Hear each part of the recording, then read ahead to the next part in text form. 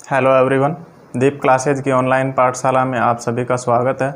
मित्रों, पिछली क्लास में हम इंडियन ज्योग्राफी की जो सीरीज चल रही है उसमें हमने हिमालय से निकलने वाले हिमालय नदी तंत्र में ब्रह्मपुत्र नदी तंत्र की चर्चा की थी।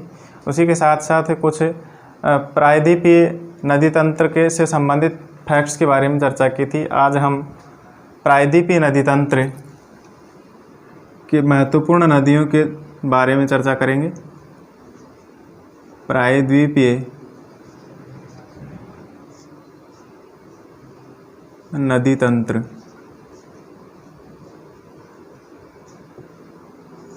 प्रायद्वीपीय नदी तंत्र, इसमें एक एक करके इसके जो प्रायद्वीपीय पठारी क्षेत्र है उसके प्रमुख नदी तंत्रों के बारे में विस्तार से चर्चा करेंगे। सबसे पहले हम महानदी तंत्र के बारे में चर्चा करते हैं। महानदी तंत्र, ठीक है। महानदी तंत्र देखिए मित्रों, महानदी तंत्र, इसमें सबसे पहले इसके उद्गम की बात करेंगे। हम प्रमुख फैक्ट्स देखेंगे, इसमें कहाँ से निकलती है, फिर इसका प्रवाह क्षेत्र कौन कौन से राज्यों से है, ठीक है। कौन कौन से राज्यों में यह प्रवाह, इसकी अपवाह द्रोणी फैली हुई है, ठीक है। इसके अलावा इसकी लंबाई की चर्चा करेंगे, कुल लंबाई कितनी है, ठीक है। उसके बाद में निकास कहाँ पर जाकर के मिलती है, ठीक है मित्रों। देखिए, महानदी मध्य प्रदेश छत्तीसगढ़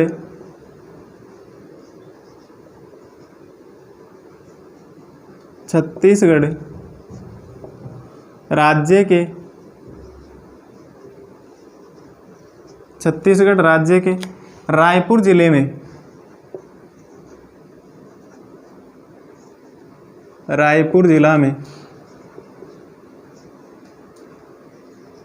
सिहावा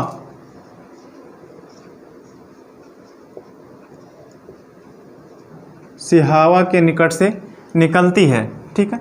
छत्तीसगढ़ के रायपुर जिले में सिहावा के निकट से निकल करके यह छत्तीसगढ़ में बहते हुए क्या होती है, ओडिशा में, छत्तीसगढ़ से ओडिशा में बहती हुई अंत में बंगाल की खाड़ी में मिल जाती है, ठीक है। बंगाल की खाड़ी में विसर्जित हो जाती है। इसके अगर अपवाह तंत्र के अपवाह द्रोणी की बात करें तो यह अपवाह द्रोणी इसकी है लगभग 53% भाग, इसके अपवाह द्रोणी का 53% भाग लगभग मध्य प्रदेश से, ठीक है। उसके बाद में छत्तीसगढ़, मध्य प्रदेश, छत्तीसगढ़ और ओडिशा, ठीक है। मध्य प्रदेश, छत्तीसगढ़ और ओडिशा राज्यों में इसका प्रवाह द्रोणी विस्तृत है, ठीक है। जिसमें अकेले मध्य प्रदेश राज्य से लगभग 53% भाग अपवाह द्रोणी, 53% इसकी मध्य प्रदेश राज्य में विस्तृत है और शेष 47% ओडिशा राज्य और मध्य प्रदेश राज्य में इसकी अपवाह द्रोणी फैली हुई है, ठीक है। अर्थात अपवाह द्रोणी से मतलब यह इन राज्यों के भूभाग से जल प्राप्त करती है, मध्य प्रदेश, छत्तीसगढ़ और ओडिशा से। अगर मुख्य बात करें इसके उद्गम की तो उद्गम मध्य प्रदेश के छत्तीसगढ़ राज्य के रायपुर जिले में सिहावा से निकलती है, लेकिन मध्य प्रदेश से भी इसकी सहायक और उपसहायक नदियों के माध्यम से यह जल ग्रहण करती है, ठीक है। तो इस प्रकार से मध्य प्रदेश, छत्तीसगढ़ और ओडिशा इसके प्रमुख प्रवाहित क्षेत्र हैं, अपवाह द्रोणी में शामिल हैं, ठीक है। इसकी अगर लंबाई की बात करें हम महानदी की, तो महानदी की कुल लंबाई लगभग कितनी है, 851 किलोमीटर, ठीक है मित्रों। ध्यान रखें मित्रों, एनसीईआरटी की जो 9th क्लास की बुक है उसमें यह लंबाई 860 किलोमीटर भी दे रखी है, ठीक है। तो इसमें ज़्यादा कंफ्यूज होने की आपको ज़रूरत नहीं है। यह 851 किलोमीटर की दूरी तय करने के बाद में अंत में कहाँ पर गिरती है, बंगाल की खाड़ी में, अंत में बंगाल की खाड़ी में गिरती। ठीक है, विसर्जित हो जाती है। ठीक है, इसके अगर जल ग्रहण की बात करें हम, जल ग्रहण क्षेत्र, तो यह लगभग, इसका जल ग्रहण क्षेत्र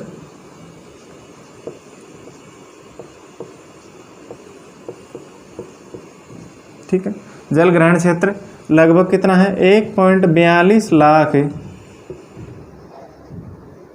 वर्ग किलोमीटर। 1.42 लाख वर्ग किलोमीटर क्षेत्र से यह जल प्राप्त करती है। ठीक है, 1.42 लाख वर्ग किलोमीटर भूभाग से यह अपना जल प्राप्त करती है। ठीक है, इसी नदी पर, ठीक है, इसी नदी पर उड़ीसा में सबसे लंबा बांध बना हुआ है। उड़ीसा में सबसे लंबा बांध बना हुआ जिसका नाम है हीराकुंड बांध।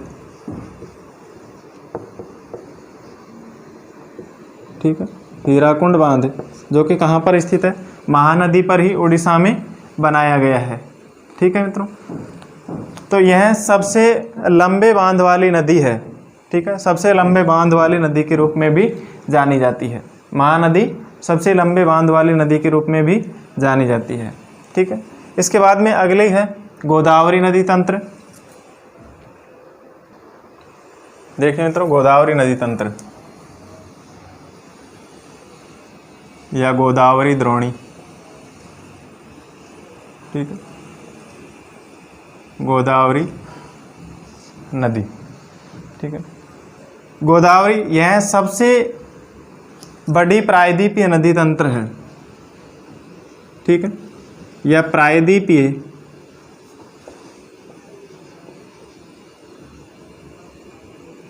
भारत की, प्रायद्वीपीय भारत की सबसे बड़ी नदी है।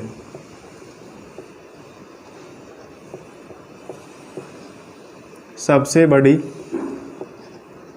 नदी है। ठीक है, प्रायद्वीपीय भारत की सबसे बड़ी नदी है, ये सबसे लंबी नदी है। ठीक है, इसका उद्गम, गोदावरी नदी का उद्गम कहाँ से होता है, यह महाराष्ट्र के नासिक जिले में, महाराष्ट्र के नासिक जिला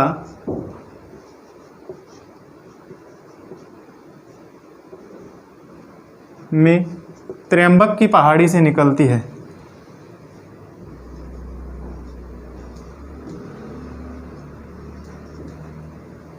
त्र्यंबक की पहाड़ियों से निकलती है।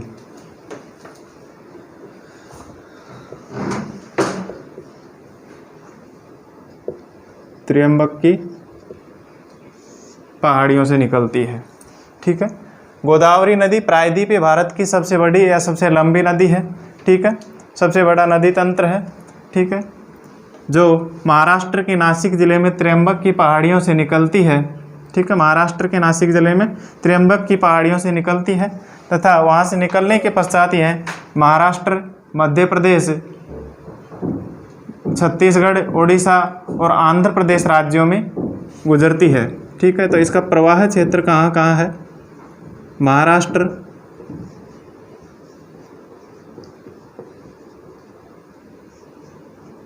मध्य प्रदेश,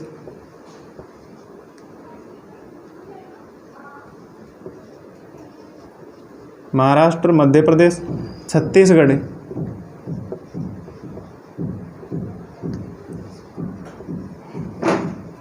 महाराष्ट्र, मध्य प्रदेश, छत्तीसगढ़, उड़ीसा,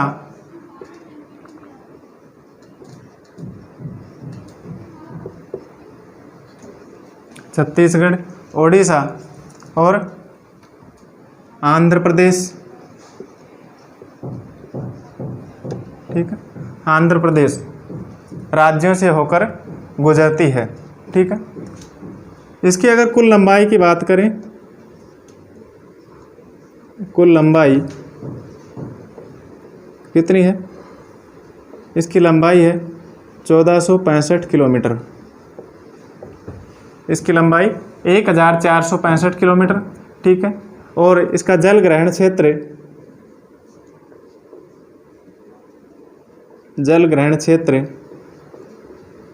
लगभग कितना है? 3.13 लाख वर्ग किलोमीटर, ठीक है। 3.13 लाख वर्ग किलोमीटर भूभाग से यह जल प्राप्त करती है। इसी जल ग्रहण क्षेत्र का लगभग 49% भाग महाराष्ट्र से, ठीक है, और 49% भाग महाराष्ट्र से तथा 20% भाग मध्य प्रदेश और छत्तीसगढ़ से तथा शेष भाग उड़ीसा और आंध्र प्रदेश से प्राप्त होता है, ठीक है। यह अंत में इसका निकास है बंगाल की खाड़ी में गिरती है। कहाँ पर गिरती है? बंगाल की खाड़ी में। अंत में बंगाल की खाड़ी में जाकर के गिरती है, ठीक है। यह आयु आकार एवं लंबाई के आधार पर इसको गोदावरी नदी को वृद्ध गंगा, आयु आकार एवं लंबाई के आधार पर इसे वृद्ध गंगा एवं दक्षिण भारत की गंगा भी कहा जाता है। वृद्ध गंगा या दक्षिण भारत की गंगा।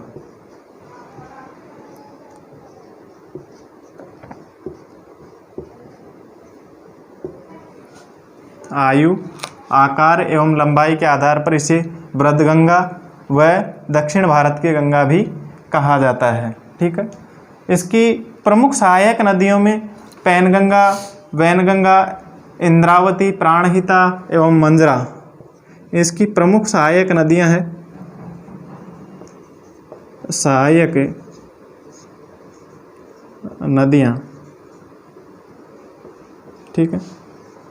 वर्धा, मंजरी, प्राणहिता,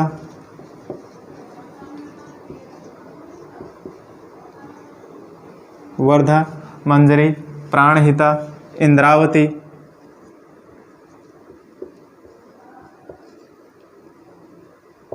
पैनगंगा, वैनगंगा,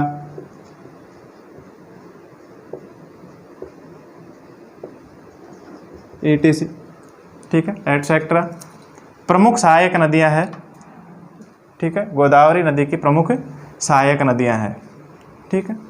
इसी के साथ साथ यह पोलावरम के दक्षिण में, जहां इसके मार्ग के निचले भागों में कई बाढ़ युक्त क्षेत्र हैं, गोदावरी एक सदृश्य जलप्रपात की रचना करती है, ठीक है। यह एक सदृश्य जलप्रपात की क्या करती है? रचना करती है तथा डेल्टाई भाग में नौ संचालन भी संभव है, ठीक है। यहाँ पर जल मार्ग की सुविधा भी संभव है डेल्टाई क्षेत्रों में, ठीक है। इसी के बाद में अगला है मित्रों कृष्णा नदी तंत्र, ठीक है। देखिए मित्रों, कृष्णा नदी तंत्र,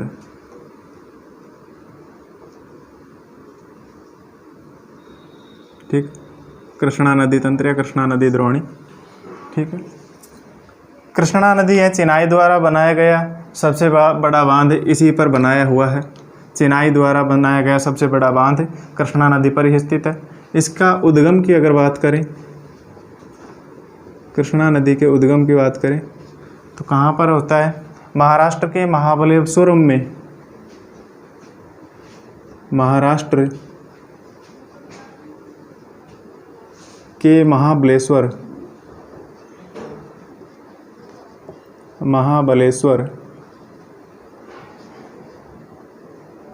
महाराष्ट्र के महाबलेश्वर में पश्चिमी घाट से निकलती है।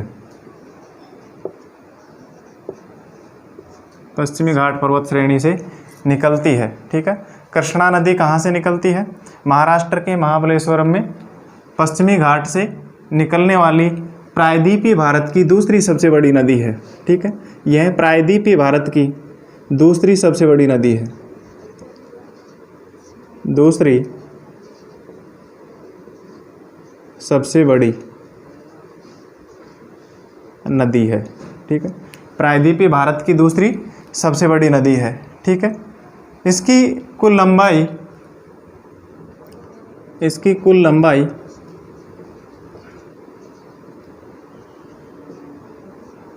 लगभग 1401 किलोमीटर है। ठीक है, इसकी लंबाई कितनी है? 1401 किलोमीटर। ठीक है, तथा इसकी प्रमुख सहायक नदियों में है कोयना। इसकी प्रमुख सहायक नदियाँ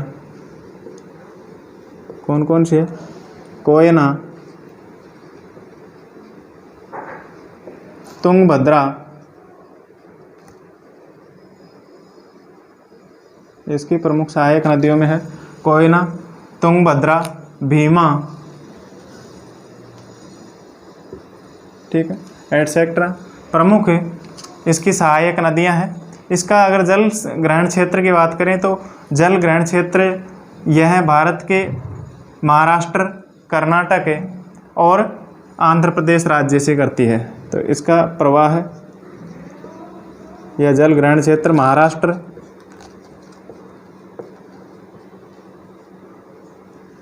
कर्नाटक और आंध्र प्रदेश। महाराष्ट्र, कर्नाटक और आंध्र प्रदेश में से और तेलंगाना इसका प्रमुख क्या है? जल प्रवाह क्षेत्र हैं। ठीक है, और यह अंत में कहाँ पर जाकर के गिरती है? यह भी बंगाल की खाड़ी में। तो इसका निकास कहाँ पर होता है? बंगाल की खाड़ी। ठीक है मित्रों, इस प्रकार से इसके बाद में अगला आता है कावेरी नदी तंत्र। मित्रों, इसी नदी पर जो आंध्र प्रदेश के हैदराबाद में बांध बना हुआ है, नागार्जुन सागर बांध,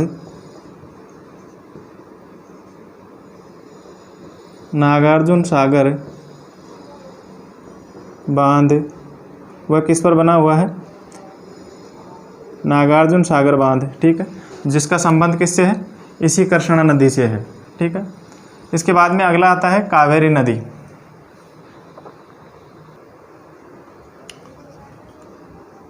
कावेरी नदी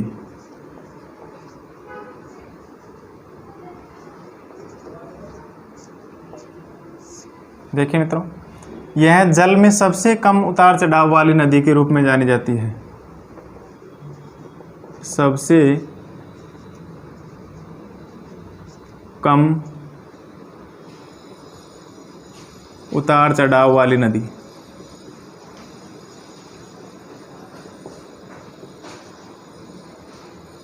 सबसे कम उतार चढ़ाव वाली नदी कावेरी नदी। ठीक है, इसका उद्गम कावेरी नदी का उद्गम कर्नाटक के कोडागु जिले में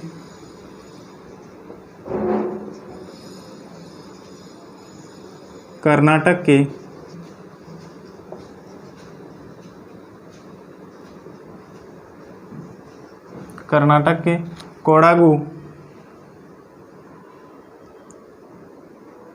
कोडागु जिले में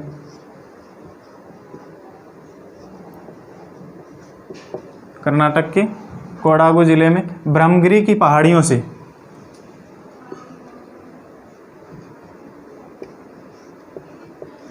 ब्रह्मगिरी की पहाड़ियों से होता है।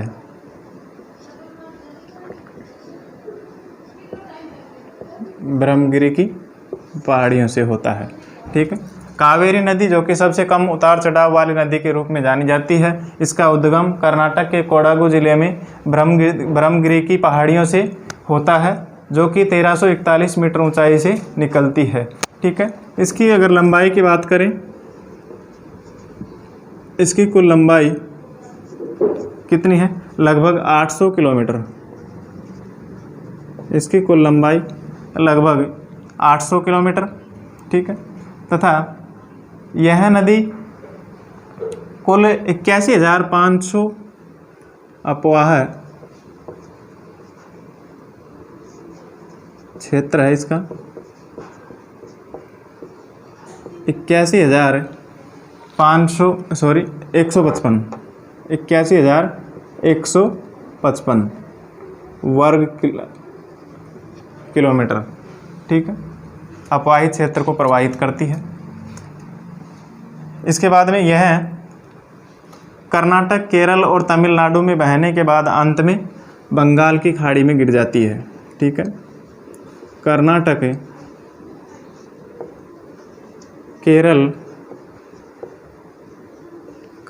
केरल और तमिलनाडु, ठीक है, 3 राज्यों में बहने के बाद यह अंत में किस में गिर जाती है? बंगाल की खाड़ी में, बंगाल की खाड़ी में, ठीक है, बंगाल की खाड़ी में गिर जाती है। एक बार वापस रिपीट कर देता हूँ मित्रों। कावेरी नदी जो कि सबसे कम उतार चढ़ाव वाली नदी के रूप में जानी जाती है तथा यह कर्नाटक के कोडागु जिले में ब्रह्मगिरी की पहाड़ियों से लगभग 1341 मीटर की ऊंचाई से निकलती है, ठीक है। इसकी लंबाई लगभग 800 किलोमीटर तथा इसका जो अपवाह क्षेत्र है वह कितना है? 81,155 वर्ग किलोमीटर क्षेत्रफल में से यह जल ग्रहण करती है, ठीक है।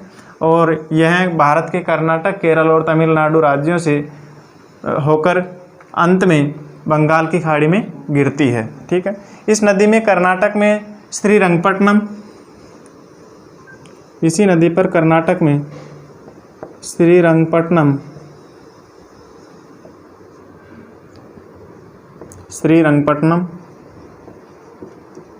जो कि कर्नाटक राज्य में, ठीक है, एवं शिव समुद्रम,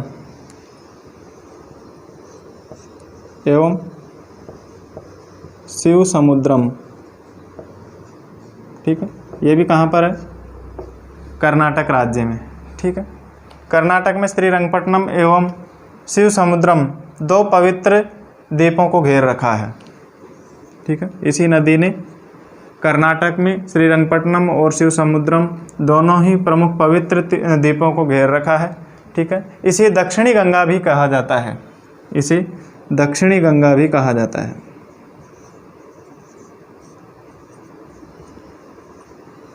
दक्षिणी गंगा उपनाम,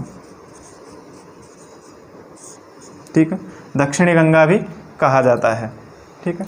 इसी नदी पर तमिलनाडु में उपजाऊ डेल्टा जो तंजावुर अर्थात तंजावुर जिला बसा हुआ है, जो कि इसी नदी पर बसा हुआ है, ठीक है, कावेरी नदी पर, जिसे दक्षिण का उद्यान कहा जाता है। दक्षिण का उद्यान, ठीक है, दक्षिण का उद्यान कहा जाता है। तमिलनाडु में जो उपजाऊ डेल्टाई क्षेत्र है तंजावुर जिला, ठीक है, वह इसी नदी के तट पर बसा हुआ है, जिसे दक्षिण का उद्यान की संज्ञा दी गई है, अर्थात दक्षिण का उद्यान भी कहा जाता है। इसकी महत्वपूर्ण सहायक नदियों में काबिनी, भवानी एवं अमरावती सहायक नदियां हैं। इसकी सहायक नदियां काबिनी, भवानी एवं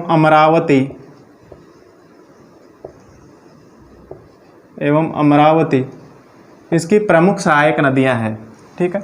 इसके बाद में अगला मित्रों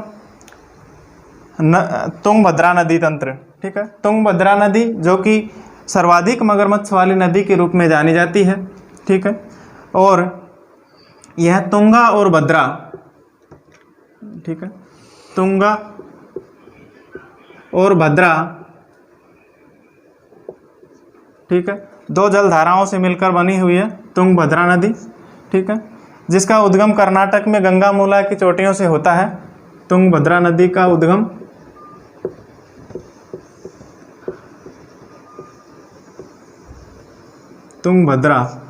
उद्गम कर्नाटक में गंगामूला की चोटी से होता है और कर्नाटक में 640 किलोमीटर बहने के बाद यह क्या हो जाती है? कृष्णा नदी में मिल जाती है, ठीक है। आगे अगला है नर्मदा नदी तंत्र। नर्मदा नदी तंत्र,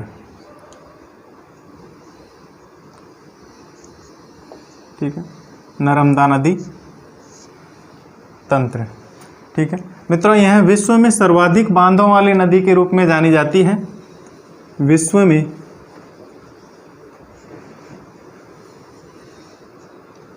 सर्वाधिक बांध वाली, विश्व में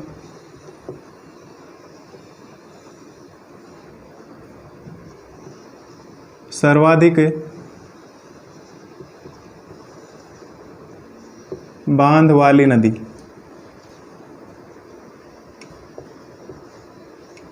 विश्व में सर्वाधिक बांध वाली नदी के रूप में जानी जाती है। ठीक है, यह मध्य प्रदेश में, इसका उद्गम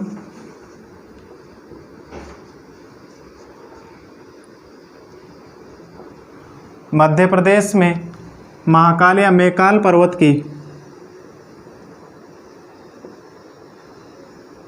महाकाल या मैकाल पर्वत की अमरकंटक चोटी से होता है। अमरकंटक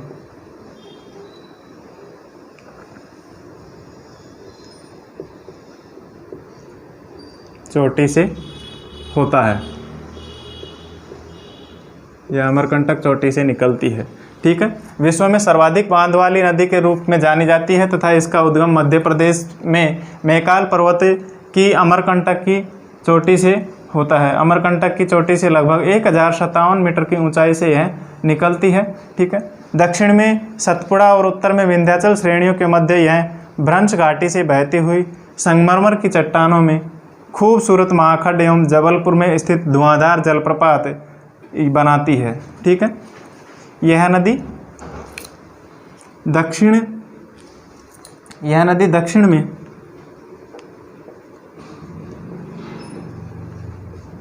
सतपुड़ा,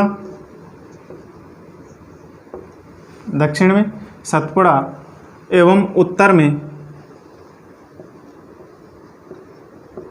विंध्याचल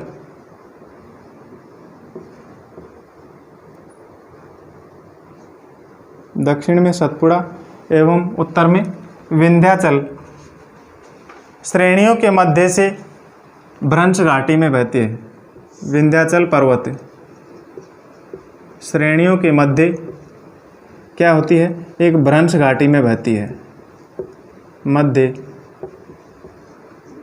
भ्रंश घाटी में बहती है। ठीक है, संगमरमर की खूबसूरत चट्टानों पर बहती हुई ये क्या करती है, जबलपुर के निकट धुआंधार जलप्रपात बनाती है। जबलपुर के निकट धुआंधार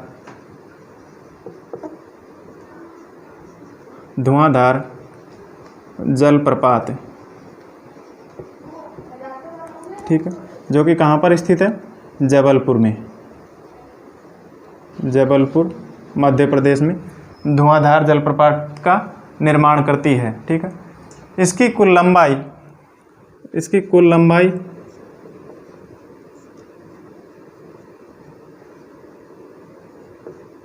लगभग कितनी है, 1312 किलोमीटर, 1312 किलोमीटर। ठीक है,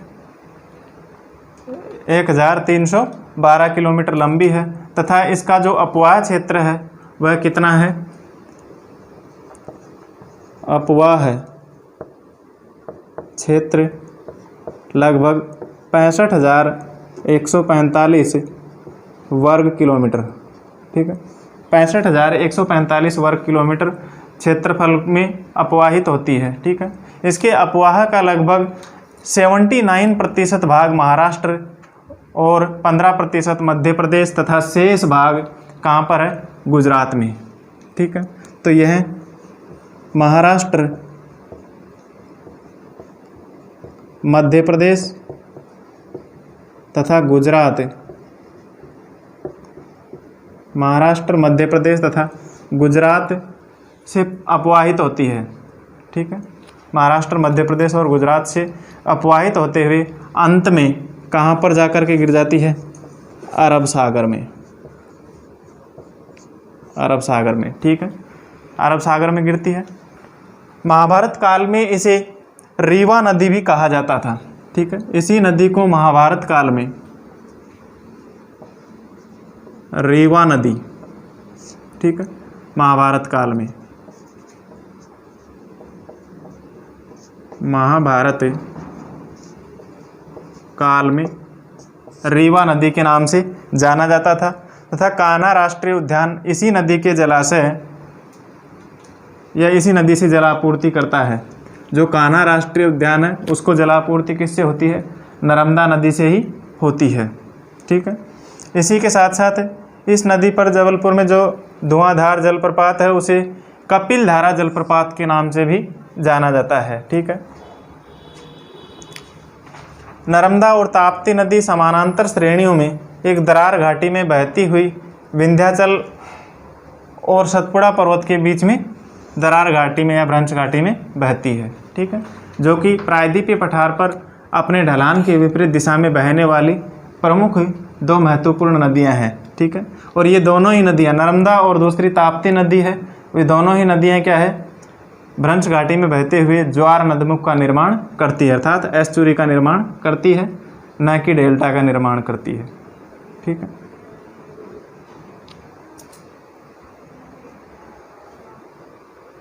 सॉरी मित्रों, महाराष्ट्र राज्य में नहीं बहती है ये, केवल मध्य प्रदेश और गुजरात राज्यों में प्रवाहित होते हुए अंत में अरब सागर में गिर जाती है तथा इसी नदी पर सरदार सरोवर परियोजना भी स्थित है। सरदार सरोवर परियोजना,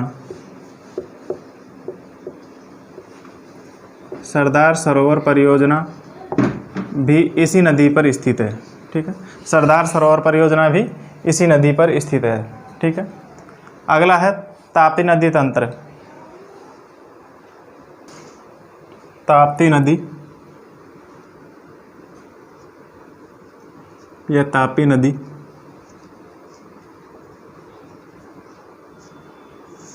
देखिए मित्रों, यह मध्य प्रदेश के बैतूल जिले में,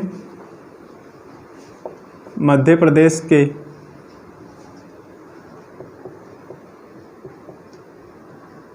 बैतूल जिला में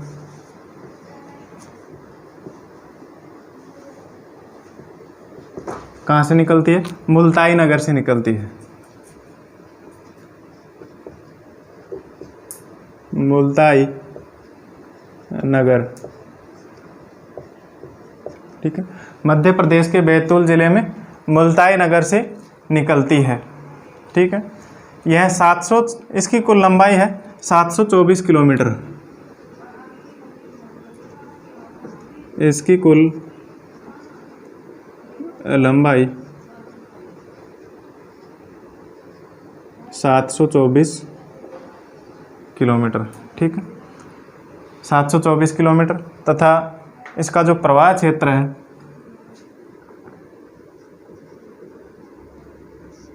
वह किस किस राज्यों में है? यह है महाराष्ट्र,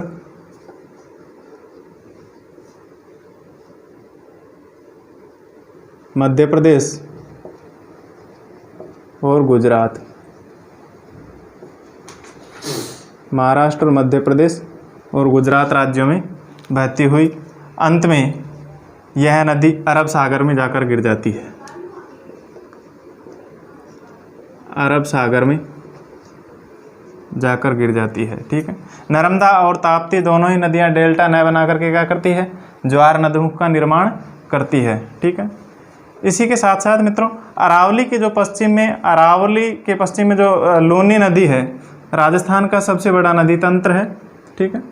नर्मदा और ताप्ती के अलावा जो राजस्थान में पश्चिम में लूनी नदी है, ठीक है, जो कि राजस्थान का सबसे बड़ा, पश्चिमी राजस्थान का सबसे बड़ा नदी तंत्र है, ठीक है। यह पुष्कर के समीप दो जल धाराओं से, लूनी नदी, ठीक है, जो कि पश्चिम में अरावली नदी के पश्चिम में पुष्कर के समीप दो जल धाराओं सागरमती और सरस्वती, इन दो जल धाराओं के रूप में उत्पन्न होती है तथा गोविंदगढ़ के निकट आपस में दोनों मिल जाती है, ठीक है, सरस्वती और सागरमती, सरस्वती और सागरमती।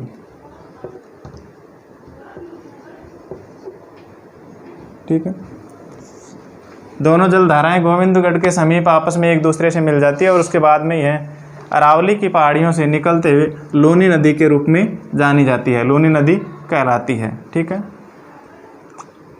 तिलवाड़ा तक यह पश्चिम दिशा में बहती है, ठीक है। यह अजमेर में अरावली की पहाड़ियों से निकलते समय सरस्वती और सागरमती जलधाराओं के रूप में निकलते हुए गोविंदगढ़ के समीप क्या हो जाती है, यह लूनी के नाम से जानी जाती है, ठीक है, लूनी के नाम से जानी जाती है। उसके बाद में यह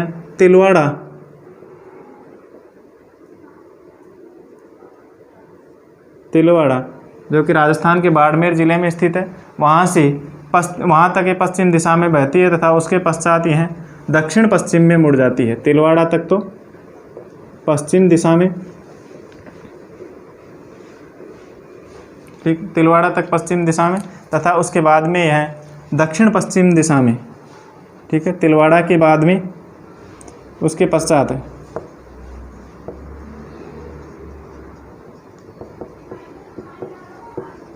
यह दक्षिण पश्चिम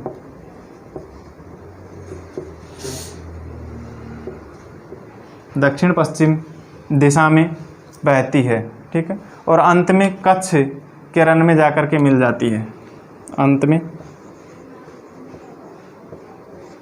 कच्छ के रण में जाकर मिल जाती है, ठीक है। तो इसके लूनी नदी के बारे में और हम विस्तार से चर्चा जब राजस्थान का नदी तंत्र पढ़ेंगे, हम राजस्थान के अपवाह तंत्र, उसमें विस्तार से चर्चा करेंगे, ठीक है मित्रों। इस प्रकार से जो प्रायद्वीपीय भारत की जो नदियां हैं, प्रायद्वीपीय नदी तंत्र जिसकी प्रमुख महत्वपूर्ण नदियों का जो हमने चर्चा की है वो इस प्रकार से थी। इसके बाद में अगली जो पश्चिम की ओर बहने वाली छोटी छोटी नदियां हैं,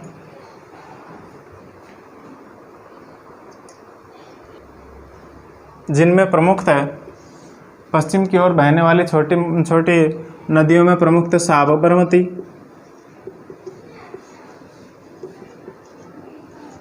साबरमती, माही, डाडर, साबरमती, माही, डाडर, कालिंदी,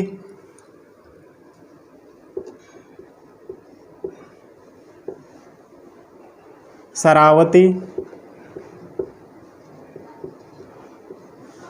भरतपूजा,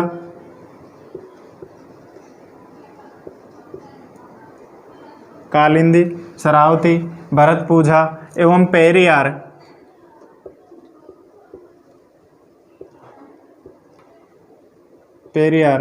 आदि यह अन्य प्रमुख महत्वपूर्ण नदियां हैं जो पश्चिम की ओर जल ले जाती है, ठीक है। पश्चिम की ओर बहने वाली प्रायद्वीपीय भारत की अन्य छोटी छोटी नदियां हैं। इसके अलावा पूर्व की ओर बहने वाली अन्य महत्वपूर्ण नदियों में स्वर्णरेखा, वैतरणी, पूर्व की ओर बहने वाली अन्य महत्वपूर्ण नदियों में स्वर्णरेखा, वैतरणी,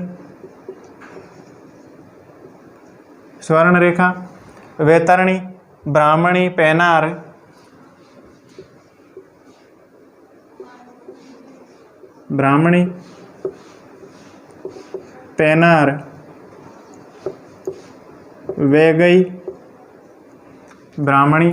पेनार, वेगई आदि पूर्व की ओर बहने वाली अन्य महत्वपूर्ण नदियां हैं, ठीक है। इस प्रकार से मित्रों यह टॉपिक जो हमारा अपवाह तंत्र का टॉपिक था वो यहीं पर समाप्त होता है और नेक्स्ट टॉपिक की चर्चा हम अगली क्लास में करेंगे। धन्यवाद।